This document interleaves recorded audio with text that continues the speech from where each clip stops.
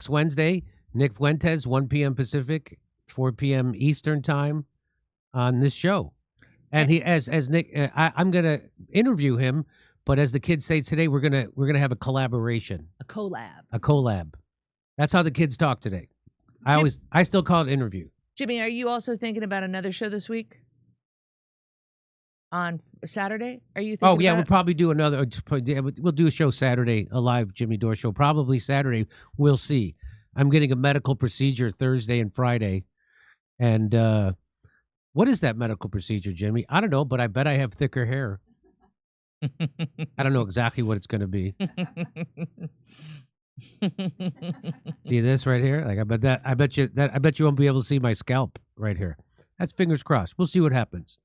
Why do I even care about this? That's the thing. I shouldn't care anymore. In fact, I had second thoughts about not doing it, but they make you pay up front. So I had already paid up front. Because people have second thoughts about things like yeah, this. And if I hadn't paid up front, I probably wouldn't get it done. Because what am I doing? Who cares? I guess I care. Because I have to look at myself on camera every day. And if I didn't, I probably wouldn't care. But I do care. So here's Trump is going after Venezuela. As soon as you find out that Venezuela has more oil than Saudi Arabia, you know why Donald Trump tried to overthrow Venezuela in his first term, why the United States government has been trying to overthrow them for 30 years, and why he's trying to do it again. And he's doing it under the guise of fighting drugs. Here's what he said.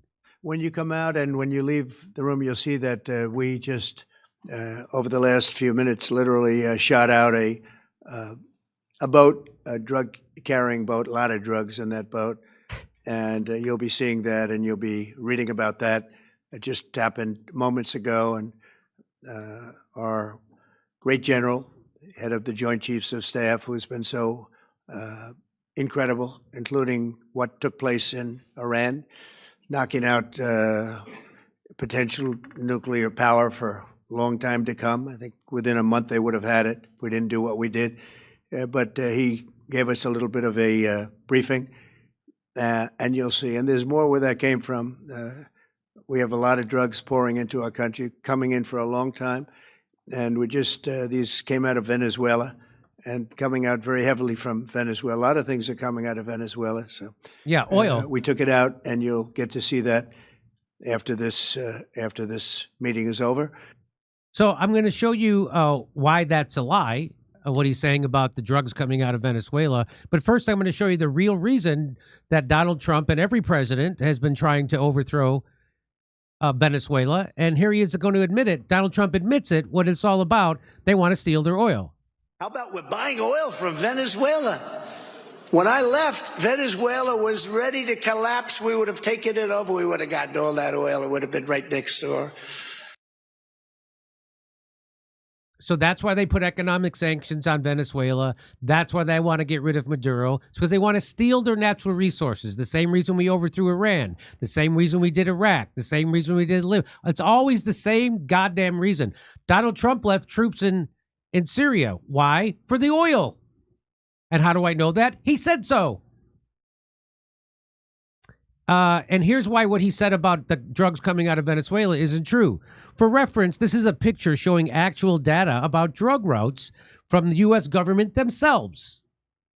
Note how Venezuela is indeed the place where drugs do not flow to the USA. Once again, this is according to the U.S. own official data. Let me put it. It's not coming. Here's Venezuela. Drugs are not coming from Venezuela to the United States, ladies and gentlemen. Latin America narcotics connection, maritime trafficking. This is Venezuela. This is where the drugs are coming from. That's August 31st, 2025. This is their own data. This is Venezuela. This is where the drugs are coming from. So the drug cartel state is actually Ecuador, but it's a U.S. vassal, so who cares? Huh. Declassified video showing the U.S. committed a war crime when it fired on a civilian vessel near Venezuela. Being suspected of carrying drugs does not carry a death sentence, and certainly not one without due process. So there's this boat that they say was carrying, look at this boat. This is the boat they said that they blew up because it was carrying drugs. You see how tiny that boat? I thought it was going to be like a giant ship. It's a literal little boat. The difference between a boat and a ship. That's a boat. And they say, oh, it was full of drugs. So, and by the way, they say that anyway, Justin Amash, he says Congress has not authorized military hostilities against Venezuela.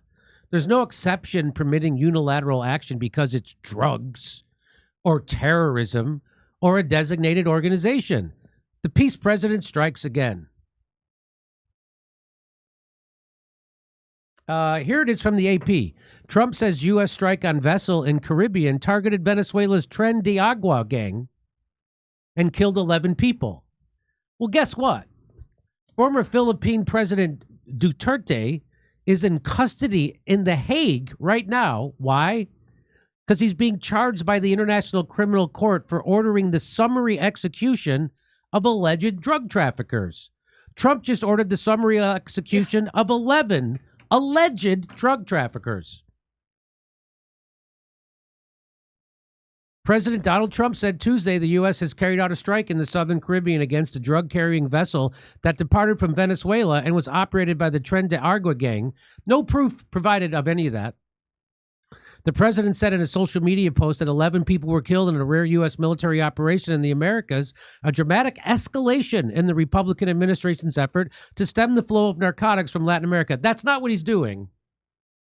That's not what this is about. Trump also posted a short video clip of a small vessel appearing to explode in flames. The strike occurred while the terrorists were at sea in international waters transporting illegal narcotics headed to the United States, Trump said.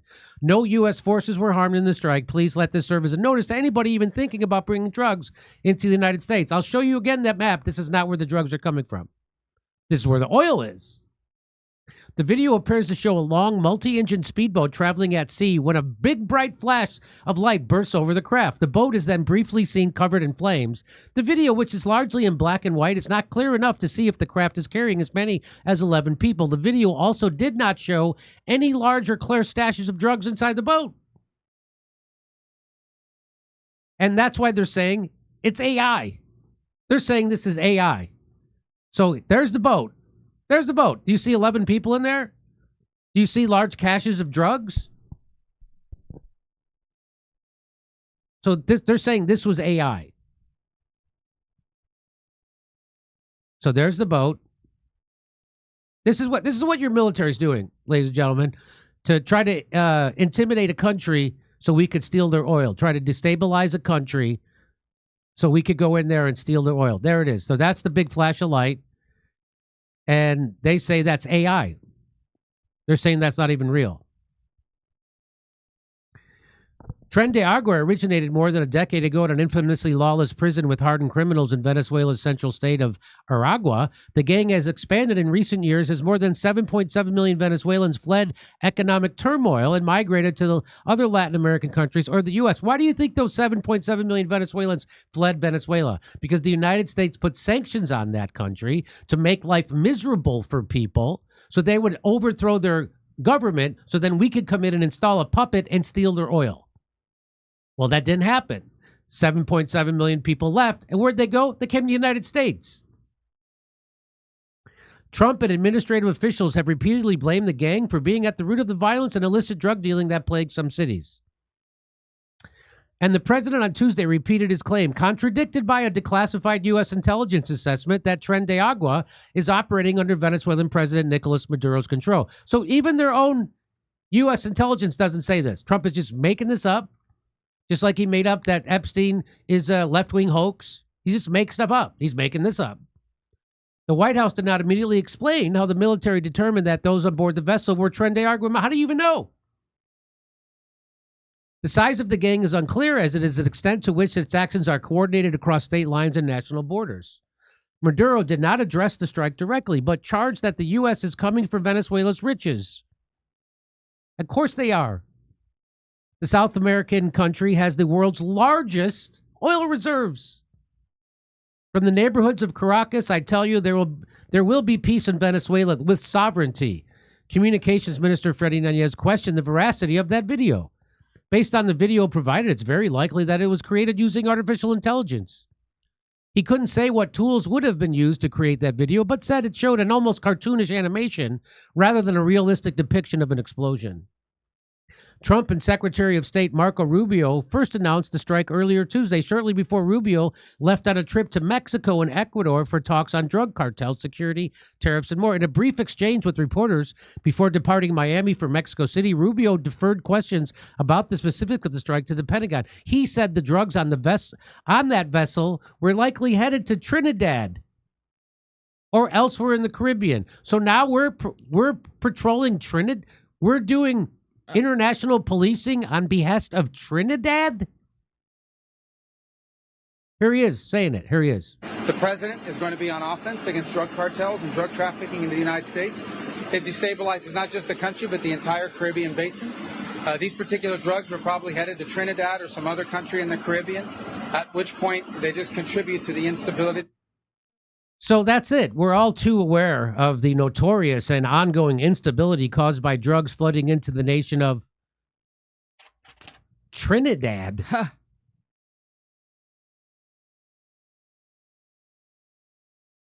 For years, Marco Rubio has spoken out against Maduro and other Latin American leftist governments and supported opposition leaders. Why? Because Marco Rubio is bought and paid for by the fossil fuel industry and the military-industrial complex. That's why. In 2018, no matter who you vote for, you get John McCain.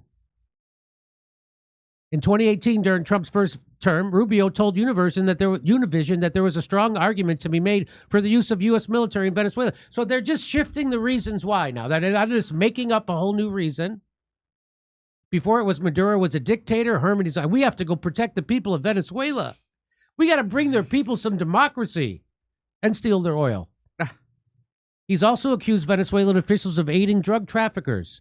Asked if Trump would carry out operations on Venezuelan soil, Rubio was opaque. We're going to take on drug cartels wherever they are and wherever they're operating against the interests of the United States. I bet they're operating right around the oil fields in Venezuela. Maduro has insisted that the U.S. is building a false drug trafficking narrative to try to force him out of office, which is exactly what's happening.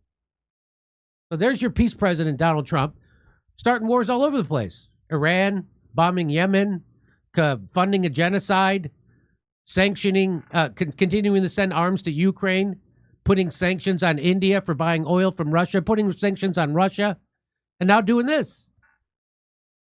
He and other government officials have repeatedly cited a United Nations report that shows traffickers attempted to move only 5% of the cocaine produced in Colombia through Venezuela. Landlocked Bolivia and Colombia, the access to the Pacific and Caribbean, are the world's top cocaine producers. So it's Colombia and Bolivia. It's not Venezuela.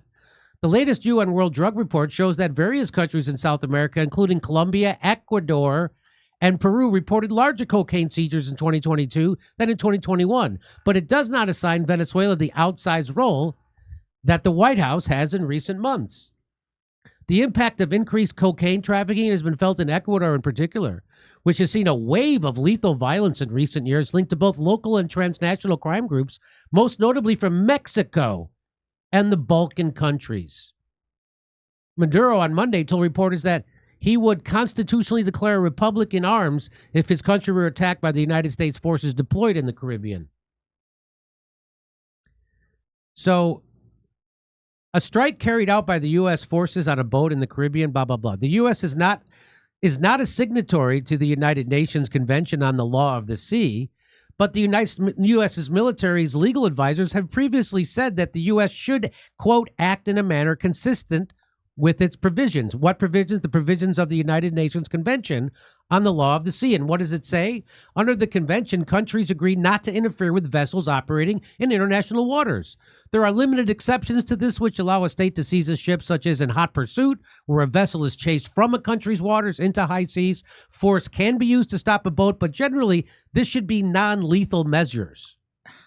But he added that the use of aggressive tactics must be reasonable and necessary in self-defense, where there is immediate threat of serious injury or loss of life to enforcement officials, noting that the United States the moves they just did, were likely unlawful under the law of the sea. So under Article 2.4 of the UN Charter, countries can resort to force when under attack and deploying their military in self-defense. Trump has previously accused the Tren de Agua cartel of conducting irregular warfare against the United States, and the State Department has designated the group as a foreign terrorist organization. But professional Michael Becker of the Trinity College Dublin told BBC that the U.S. action stretches the meaning of the term beyond its breaking point. The fact that U.S. officials describe the individuals killed by the U.S. strike as narco-terrorists does not transform them into lawful military targets. The U.S. is not engaged in an armed conflict with Venezuela or Tren de Agua criminal organization. Not only does the strike appear to have violated the prohibition on the use of force, it also runs afoul of the right to life under international human rights laws. So this is Donald Trump bringing an era of peace, and here he is breaking every international law to kill people and try to start wars for oil. Professor Moffat said that the use of force in this case could amount to an extrajudicial arbitrary killing and a fundamental violation of human rights. Labeling everyone a terrorist does not make them a lawful target and enables states to sidestep international law. But the U.S. officials have been quick to defend the strike. Lindsey Graham wrote on X that the strike was ultimate and most welcome sign that we have a new sheriff in town. His fellow Republican Senator Bernie Moreno from Ohio wrote, "Sinking this boat saved American lives." To the narco traffickers. And so this is, again, they're all just tools. Questions have also been raised as to whether the White House compiled the U.S. law in authorizing the strike, complied with the U.S. law in authorizing the strike. The U.S. Constitution says that only Congress has the power to declare war. However, Article 2, which lays out the president's power, says that the president shall be commander-in-chief of the army, and some constitutional experts have suggested that this grants the president the power to authorize strikes against military targets. Trump's administration sources have previously cited this provision when defending U.S. strikes on Iran. Hegseth says boat strike is a start of a campaign against Venezuelan cartels. Defense Secretary says President Trump said a small boat was carrying drugs but offered little evidence and few details. So there's your next war. It's in Venezuela. Congratulations. This is not what anybody voted for. Nobody. Congratulations. So there's only one bright spot in Trump's administration. The rest are dark spots. Very dark. Okay, over to Steph. All right. Goo81, New York Times is also pro-genocide paper. Hey, Jimmy and team. Oh, I read that one. We are not flies. When we're going back to Oregon, I'm not sure. We'll have to check our schedule. It's not in yet. How many? And then Messina, I think we answered your question about Nick. Nick was scheduled. He'll be on next week, and we're going to be doing an early show next week, I believe, starting at 1. Okay, we'll keep you posted. There are 2 self-amplifying mRNA shots approved for dogs from Merck for rabies and influenza. They can shed to humans and are the COVID shots on steroids. Okay. Medishell. Let's bring them on. Thank you. Hollow, not a lot of diversity in that Chinese military parade. Medishell, I read that one, about 2 amplifying. Rationale for Hep B vax is at population level, there'll be childhood exposure to HPV due to sexual abuse. It makes no sense individually, but population-wide, there is some logic. Should have a autonomy, though. That's from Will, much appreciated, Will. Fidgety, all vaccines use adjuvants, e.g. peanut oil, to trigger the immune system. Clinical studies prove this caused the peanut allergies in children. Fidgety guy. I've got Kit here. Oh, we got Kit. Okay, stand by. Hey, hello. Kit. Hi. Good to see you guys. All right. You as well, Kit. Can he give me a 10 count, please? Oh, a 10 count? Yeah, sure. 10, 9, 8, 7, 6, 5, 4, 3, 2, 1. All right, that's good. Stand by, Kit. Okay. All right, back to Jimmy. We have a special guest with us. Kit Cabello is the co-founder, communications director and host of Hardlands Media, a native resident of Chicago. He served 2 tours in Iraq during Operation Iraqi Freedom in the United States Marine Corps. Welcome back to the show, Kit Cabello. Hey, Kit, how are you? It's really good to be back on, Jimmy. Thank you for this opportunity. I hope everything's going well for you, and huge shout out for your awesome show that you made available for everyone to check out on YouTube. I think last week or earlier. Oh, my stand-up special. Grab him by the pussy. You got to see it. Great work, man. It's available for free. Go to our YouTube channel. Go check it out. Over 200,000 people have already checked it out. You could be the next one. So I wanted to bring you on because Trump has taken over D.C. with his the police force, and guess who's on Trump's side, Kit? Guess who's on? It's the mayor of D.C. She had this to say. I think her name is Muriel Bowser. Is that her name? She looks Yes, a lot. I do. She looks a lot different than when she was in Shanana. Am I right? Come on. Here we go. And we greatly appreciate the surge of officers that enhance what MPD has been able to do in this city. The most significant thing that we are highlighting today is the area of crime that was most troubling for us in 2023. Now, we have driven it down over the last years, but I'm going to get my glasses so I can make sure I can see it correctly. But for carjackings, the difference between this period, this 20-day period of this federal surge and last year represents a 87% reduction in carjackings in Washington, D.C. We know that when carjackings go down, when the use of gun goes down, when homicide or robbery go down, neighborhoods feel safer and are safer. So this surge has been important to us for that reason. So that's quite a shocker. That's quite a shocker. In fact, breaking, this is from Nick Sorter, D.C. Mayor Bowser just signed an order mandating D.C. police coordinate with federal law enforcement indefinitely. Wow. And here's what Donald Trump said back.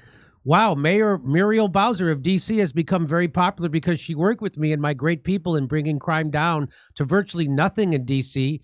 Her statements and actions were positive instead of others like Pritzker, Westmore, Newscomb, and the 5% approval rated mayor of Chicago who spend all of their time trying to justify violent crime instead of working with us to completely eliminate it, which we have done in Washington, D.C., now a crime-free zone. Wouldn't it be nice to say that about Chicago, Los Angeles, New York, and even the crime-drenched city of Baltimore? It can happen, and it can happen fast. Work with us.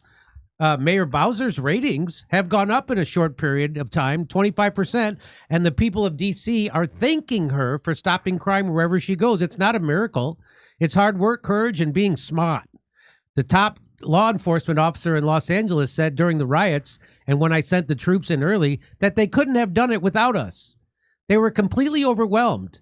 If we hadn't gone in early, on top of the Palisades Plus fires, L.A. would have lost the Olympics.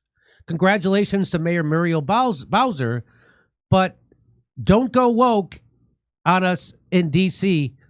D.C. is a giant victory that never has to end. Well, she was thanking him. That's super shocking. And here's one more I'll show you. Eric Doherty tweets out, Washington, D.C. Mayor Muriel Bowser immediately requires all Metro Police to coordinate with federal officers forever with no expiration after President Trump's takeover was a major success in lowering crime on large scale. It worked.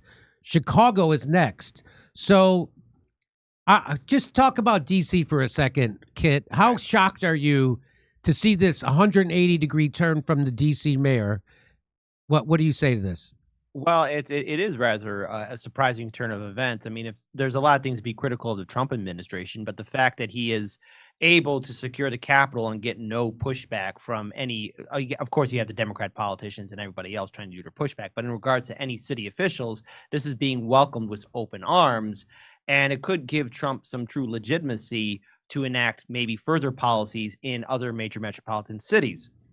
So the fact that this is happening and that it is being touted as a success, again, we have to look at these numbers in the long run, like next year and the year after, whether this is truly successful. If that's the case, it does set the precedence of the power of the presidency over the Capitol. What does it mean for the future of D.C.? Could it potentially be more incorporated within the United States? Because right now it's its own district, but because there's now this oversight and the mayor is giving legitimacy to it, this is a direct blow and a gut check to anyone else that might try and form a resistance against Donald Trump and him potentially deploying the same tactics in different cities. But D.C. is a whole other different animal compared to Los Angeles or Chicago or Baltimore, etc. Yeah, because, the people of D.C. don't have statehood, things like that.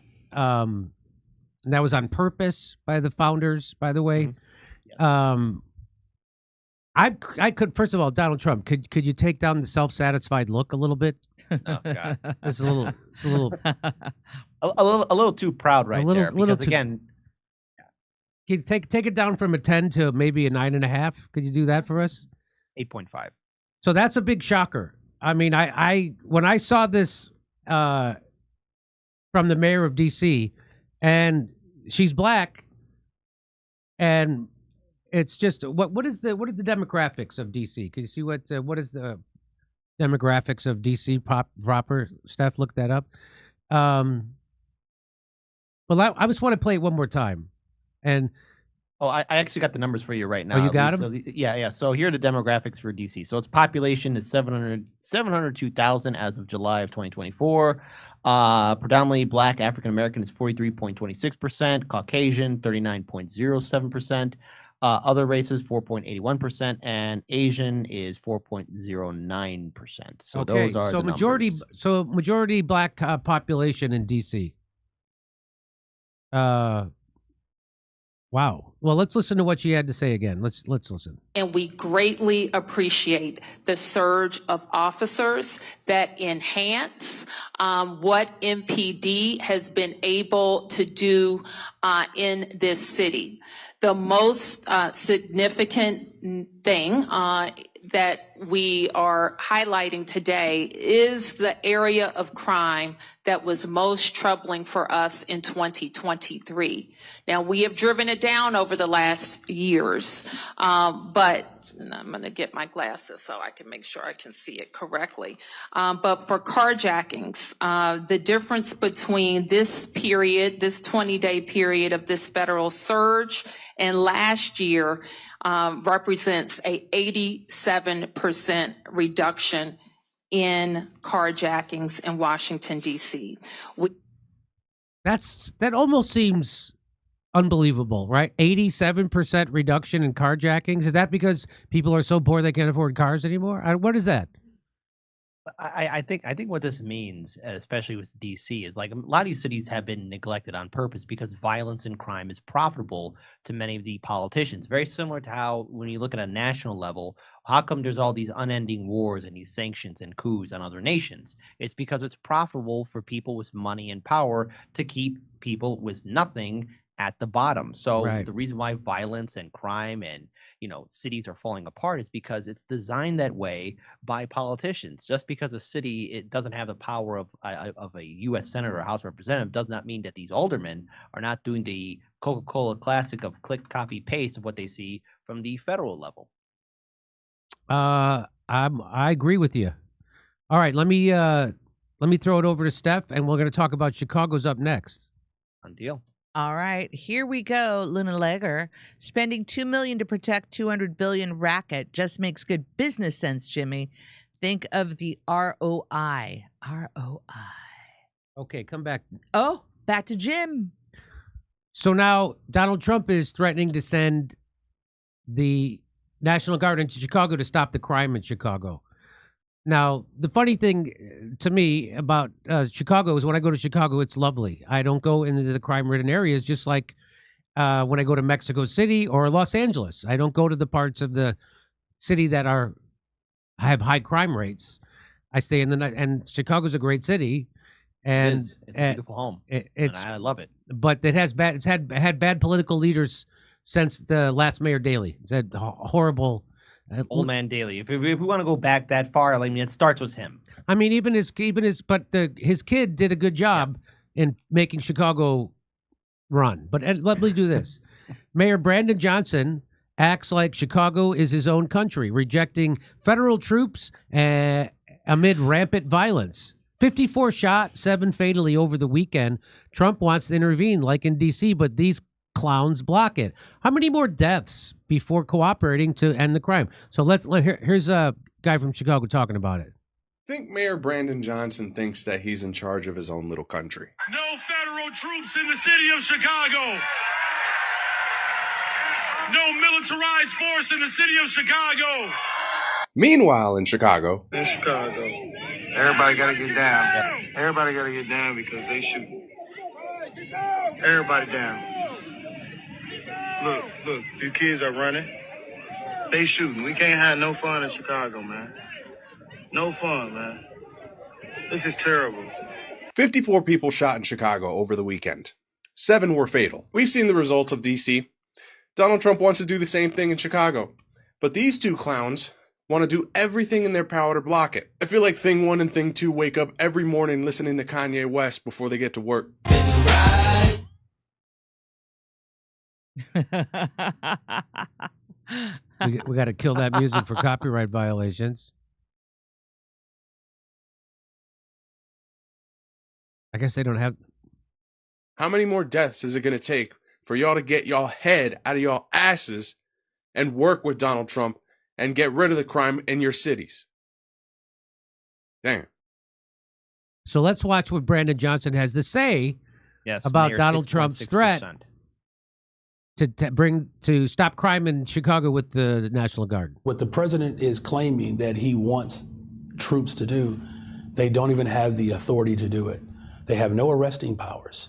The mayor responding to President Donald Trump, who said he'll be expanding National Guard deployments to cities other than Washington. Chicago's a mess. You have an incompetent mayor, grossly incompetent, and we'll straighten that one out probably next. That'll be our next one after this. The president's Oval Office comments come as Chicago police data shows overall crime since the first of the year is down 13% compared to the same period last year. Now, we've showed you how they said the same thing about Washington, D.C., that crime was down 27%. And then you dug a little deeper, and they were fudging the records. Mm-hmm. And they had to fire people from their own police department because they were fudging the crime statistic records to make it look better.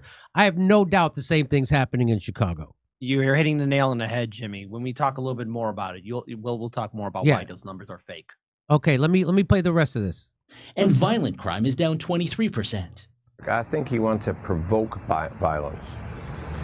Because if he can provoke violence, then it's going to be martial law. Turning the federal military on American citizens is a sign of authoritarianism. The president claiming many in Chicago want the Guard. Screaming for us to come. They're wearing red hats, just like this one. But they're wearing red hats. African-American ladies, beautiful ladies, are saying, please, President Trump, come to Chicago. Thank you, President Donald Trump, for hearing us. Zoe Lee and Daniel Carter Walters founded the conservative group Chicago Flips Red and says despite CPD's numbers, many don't feel safe. And if the Democrat Party, only thing they can do to help us is tell us crime is down, then hey, we welcome the National Guard. So there's I'm going to guarantee you those statistics are bogus. And here's one more clip here. Mayor, listen to what he says about why there's gun violence in Chicago. 2 or 3 more new guns come into our city. Chicago will continue to have a violence problem as long as red states continue to have a gun problem. Shootings will continue as long as this presidential administration continues to put politics. So, as he said, let me get this straight. Chicago has a gun problem because other states have guns in them? I don't understand.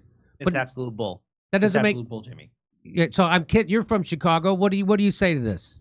Well, first of all, let me just add a little humorous note before we get serious. Look, every 4th of July, I go across to this great state of Indiana, get the good fireworks, because that's where it's at, and I'll keep on doing it. But blaming red states or any red state, the fact that there's a gun violence in Chicago is an absolute insult. The reason why there's gun violence in Chicago is because it's been designed that way. The politicians and all the infrastructure and all the lobby groups that are in City Hall have profited heavily in seeing the South and West Side neighborhoods become deconstructed, become gentrified, and in turn there's a rise of violence. Small businesses are shut down. Generations of families are moved out. And not to mention the schools are shut down, the mental health facilities. It's been on this way since the very establishment of the Democrat machine in City Hall. That's why there's a violence problem. That's why there is trouble in Chicago, not because of policies in a red state, but because of the policies implemented by the real criminals in Chicago, and that it's the bastards in City Hall. So There are people, yes, calling for the National Guard and ICE to come into Chicago. But what I would say to Trump is, hey, make sure you got that dossier of the FBI files on all these aldermanic politicians, because you know about Chicago politics, Jimmy. These politicians are corrupt. There's always going to be a story of corruption. These aldermen have a long, sad track record. City Hall has that long, sad track record. You want to deal with the corruption and the abuse and the problems in City Hall or in Chicago, you go to City Hall first and arrest them. And then we could talk about dealing with the crimes all over Chicago, because the real crime is when these aldermen, these politicians, deny resources to the districts that they are supposed to represent. And when absolute poverty is all around, how should rational people react? It leads to desperation. And on top of that, add in the fact that this city, in its brilliant move, decided to turn itself into a sanctuary city. I feel sorry for the migrants who came here, but the city was not prepared from the very beginning. And I remember interviewing activists and organizers way back in 2018. Can Chicago afford this? I remember even saying this to aldermen politicians too. Can the city afford this? And I always got three answers. Either yes, the city can, or I'm called a racist or a bigot for even saying that we can't afford it, or number three, I get nothing but silence. And the thing is now, the city is $1.1 billion in the hole thanks to big brain genius Brandon Johnson, who has a 6.6 approval rating and is more hated than Lori Lightfoot. That's quite an achievement that mayor is more hated than Lori Lightfoot, the woman who looked like Beetlejuice. Yeah, how can you pull that off? How he pulled that off? He's horrible. He's and he was endorsed by Bernie Sanders because he's a lot like Barack Obama. He's not going to actually challenge power. He's going to keep power and corruption going in Chicago. He again, you talked about making Chicago a sanctuary city. So there were town halls where black people were screaming at Brandon Johnson because he found millions and millions of dollars that pulled out of his ass to give to illegal immigrants who came to Chicago when they've been paying taxes their whole life and their communities are defunded. I can add a little more to that. The one woman in that video, Zoe, I actually interviewed her on my show, and she was part of the organization that turned not only one, but two districts red during the 2024 election cycle on November 5th. That was something unheard of. Two Chicago districts turning red for Donald Trump. That is an incredible feat, especially when you know about the influence of the Democrat machine. And no, it's not a communist, socialist, Leninist, Marxist machine. It is a neoliberal corporate machine. That's right. And the very fact, because again, I want to say this to conservatives and Trump supporters out there. Chicago's not a communist utopia. Okay, things might be a little bit easier. No, it's a neoliberal corporatist nightmare. And the fact that that organization was able to turn two districts red, and from my interview, I can recall this perfectly, they got no support from the Illinois GOP. So they did this on their own, which is a feat that's unheard of in Chicago politics. I never thought I would see that in my life. Me neither. Two districts turn red on November 5th. That's an incredible political movement. To be done. That is unbelievable. Actually, I lived in Chicago for 30 years.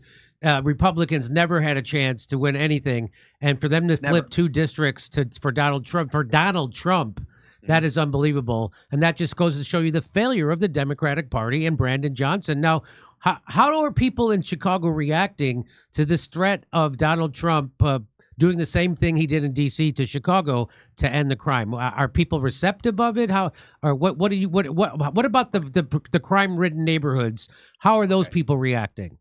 Well, so some of the people I am speaking to in regards to trying to set up interviews and trying to do more on-the-ground field reporting, I'm trying to do as much as I can. I only could do so much in one day. But when in regards to the feelings in Chicago, there's two different, I would say there's going to be three different factions out there. People who are indifferent and just trying to live on by, people who want Trump to come in, and people who don't want Trump to come in. So let's talk about the people who want the National Guard and ICE and other federal agencies in here. Many of these communities, from the people I've spoken to, are not only neglected, but their crime and violence is a problem. There's no way to sugarcoat it. And the thing is, when you have the Chicago Police Department also having problems with Mayor Brandon Johnson, there's going to be a big political game. So in many ways, people don't trust the establishment institutions, not the mayor, not the alderman, and not even the CPD. People want somebody else to come in here. But the thing is, when you invite Donald Trump to come into Chicago, Chicago is a different animal than DC. This is a hyper-segregated city. You know, the old joke, when you go from the north side to the south side, you'll see the changes happen drastically from the nice neighborhoods from the north side going all the way down to the south side, how things change drastically. This is a tale of two cities. It's the haves and haves not. And each district in Chicago, each community is its own little ward, its own little community. And in turn, everyone has their own different opinion. But there is this growing anger towards Brandon Johnson. He is universally hated. And if he's hated this much, he truly is hated that much, many people are going to be welcoming in Trump, because I saw the protests on Labor Day at Haymarket Square. I saw the protests, the pathetic one in front of Trump Tower. If this is the resistance that the aldermen and the mayor and Governor J.B. Pritzker are touting as people that are going to be in the streets, it's going to be the world's most one-sided fistfight caught on film. They're talking about shutting it down and doing things for labor rights. So, Kit, tell people what are those protests you're talking about? You're talking about there was protests against Donald Trump in Chicago. You went to those protests, and you say there was weak sauce? Absolutely. I'm not going to sugarcoat it. It's what we saw from 2016 to 2020 during Trump's first term, and I think that same tactic is going to work again. I'm hearing the chance of, we don't get it, shut it down. Well, are your labor leaders going to actually convince all the workers in Chicago to shut things down? Because this city's pretty expensive. You know, we're hearing people about impeach Trump, but you're talking about these slogans and these signs, and then you have these same politicians, these aldermen, saying that, yes, we're going to fight, but these are the same politicians that screw over their constituents the years before. Yeah. So why is everyone hiding behind these same politicians when you know you're going to get screwed up the wazoo in the first place? It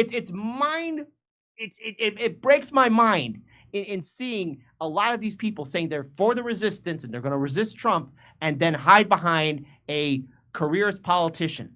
Yeah. Or any one of these politicians, or assume that Mayor Brandon Johnson is going to stick his neck out for them. Because here's a newsflash that maybe people forgot this year. In February of 2025, as I'm getting a haircut, I'm listening to Due Dissidence, and guess what's happening?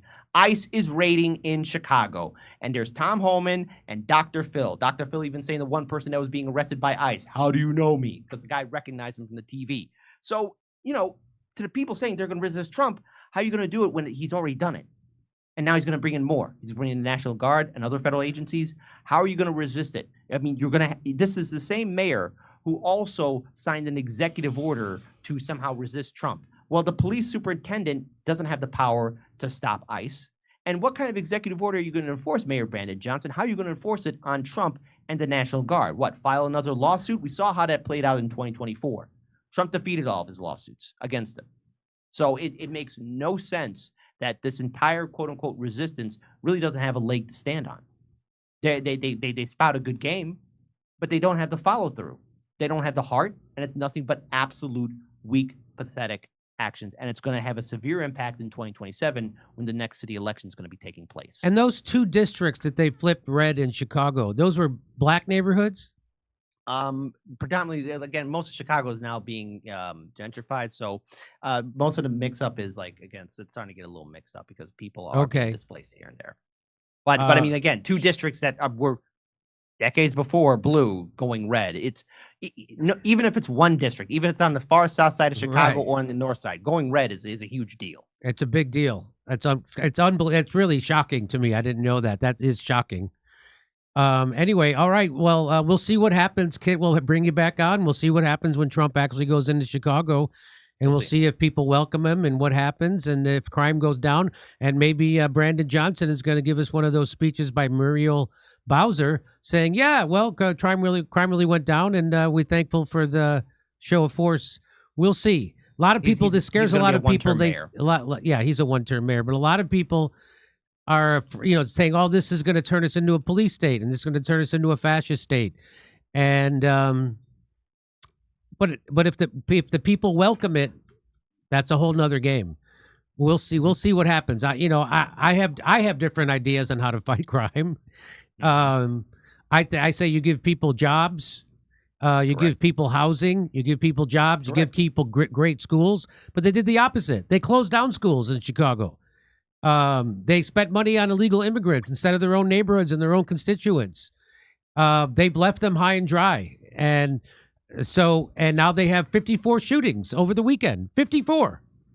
7 deaths. We know of. We know of. Right. There are probably more.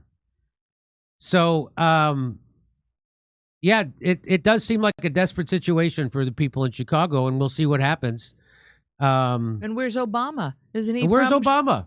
Oh, he's building his library. That's also severely impacting the community Yeah, where so that library is being built. Yeah, it's also displacing people. His library is displacing people, right?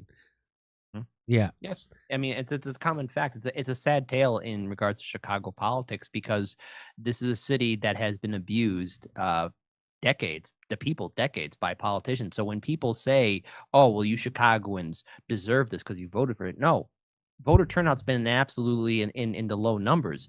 The reason why Chicagoans don't vote is because it's been beaten out of us. People don't have hope.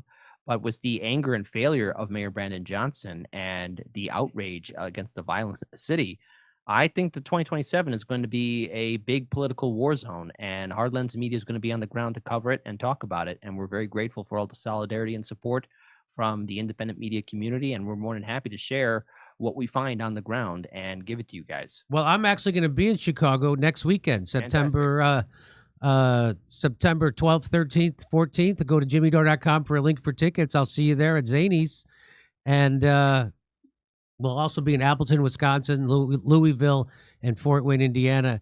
Go to jimmydore.com for a link for tickets. Hey, Kit, I really appreciate everybody. Check out Hard Lens Media, and I'll see you when I'm in Chicago, buddy. Done deal. Count Okay, it. thanks for coming on. Oh, over to Steph. Betsy, come here. Come here. Four-door Adam got off the hook for corruption by caving into Trump. What's he got on Muriel Bowser? Securing the affluent, low-crime areas in the National Mall seems to be what they did. All right, let's see here. Oh, wait. Okay, let's go back. What happened there? They knowingly... Are you done today? Yes. Oh, okay. Jimmy's done. Camera 4 beside me. Big screen camera 4 right now. See you Saturday. We'll see you Saturday. What time are you thinking? And 1 p.m. Saturday, everybody watch my special. Everybody watch Jimmy Dore's special. Grab 'em by the pussy. All right. Thank you. All right. That's it for Jimmy today. And I have just a couple to read, ladies and gentlemen. Nathan says, you can come back to me. Nathan knowingly made people sicker for future profits. Look at their minutes in their boardrooms. They're fine. Is minuscule compared to profits. All right. Let's make sure. Let's see where I got that. He sounds like a 1990s tough on crime, war on drug douchebag. Fuck Donald Trump and the underage house he rode in on. Underage horse. All right. He sounds like a 1990s tough on crime, war on the drugs douchebag. Fuck Donald Trump and the underage horse he rode in on. That's from Fatouche. Hello, Fatouche. I mean horse. Damn spell check. I know, Fatouche. Doesn't drive you wacky. Not a lot of diversity in that Chinese military parade. Hollow. That came back again. Callie, you shared a link. Please take a look at the number 2 of the 8 predictions of the world in 2030 World Economic Forum. I've shared it with the team. Thank you, Callie, for that. There are 2 self-amplifying mRNA shots approved for dogs from Merck for rabies and influenza. They can shed to humans and are the COVID shots on steroids. Medichelle. All right. The message is for Kit. It's Jay Klein, NCO Naval Intelligence. We met once during the war. You're doing great work. Oh, I will make sure, Fatouche, to send that to Hard Lens. All right. And that looks like what it is. I think that's what I got to. I didn't see anybody else. And I think somebody, Fidgety Guy, was saying that you sent 5 and we didn't read any. Fidgety Guy, my moderators went through and we could only find the one that you sent early on the podcast. Let me go, or podcast. Let me see if I can find any other one from you really quickly. But I'm not sure. It was all vaccines used adjuvants, e.g. peanut oil, to trigger the immune system. Clinical studies proved the cause of peanut allergy. And my moderators tried to look for the other ones that you sent, but they didn't appear. So I'm not sure what's going on with Rumble, but we try to read as many as we can during the show. All right, ladies and gentlemen, resist much, obey little. We'll be back on Saturday, 1 p.m.-ish. See you then. Check out Jimmy's special, Grab 'em by the Pussy. Bye.